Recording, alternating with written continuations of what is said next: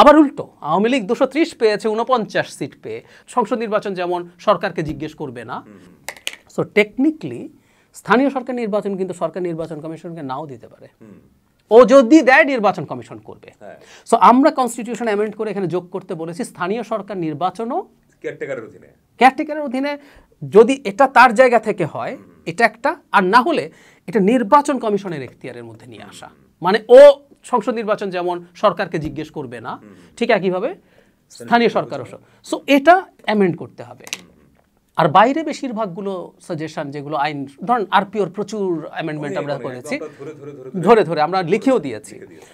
Even আমরা একটা নতুন আইন, নির্বাচন কমিশন একটা আইন বেসিক স্ট্রাকচার করে দিয়েছি। এগুলো প্রত্যেকটা অর্ডিন্যান্সের মাধ্যমে হতে পারে। তবে একটা বিষয়, একটা সুপারিশ আপনারা করেছেন, সংবিধান সংস্কার কমিশন করেছে, যে দ্বিকক্ষ বিশিষ্ট সংসদ। আবার বিএনপির যে 31 দফা সেখানেও এটা আছে। মজার ব্যাপার, বাংলাদেশের যে বাস্তবতা এখন, তা আপনার মনে হয় যে এখানে দ্বিকক্ষ সংসদ দরকার আদৌ? আমি খুব দরকার আছে বলে মনে করি। আচ্ছা, এটা এই আলাপটা কেন আসলো? ওয়েস্টমিনিস্টার পদ্ধতিতে একটা মেজর সমস্যা আছে। গণতন্ত্রকে আমরা যদি সংখ্যাগরিষ্ঠের শাসন বলি, আপনি সংখ্যাগরিষ্ঠ ছাড়া শাসন হতে পারে।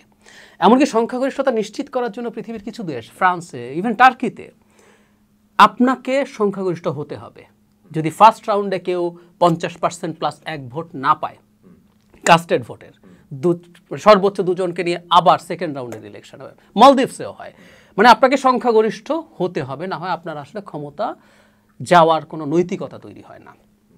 এখন কি হয় টেকনিক্যালি, আমি যদি এভাবে বলি, একটা দল 151টা সিটে জেতার মতো ভোট পেল, আর বাকি 149-এ যদি 0 ভোটও পায়, টেকনিক্যালি হতে পারে যারা হেরে গেছে তারা এদের চাইতে অনেক বেশি ভোট পেয়েছে।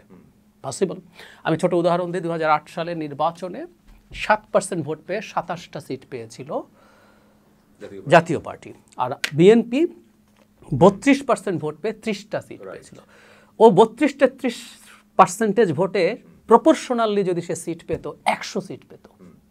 আবার উল্টো আওয়ামী লীগ 230 পেয়েছে 49 সিট পেয়ে, 49%-এ আওয়ামী লীগ 151 সিটও পায় না, তার জেনারেল মেজরিটি হয়। এই কারণে কি এখন প্রপোর্শনাল রিপ্রেজেন্টেশনের কথা আসছে? আচ্ছা, এখন আমরা লোয়ার হাউসে প্রপোর্শনাল রিপ্রেজেন্টেশন কি করব? No way. দেখবেন যে বাংলাদেশের সরকারই গঠন হচ্ছে। একটা উদাহরণ দিই, ধরুন গ্রোসলি 35% ভোটে 151 সিট পাওয়া যায়, আমাদের ট্রেন্ড বলে মোটামুটি। তো 151 সিট যদি না হয়, প্রপোর্শনাল রিপ্রেজেন্টেশন হয়, 35% ভোটে ও সিট পাবে 105টা।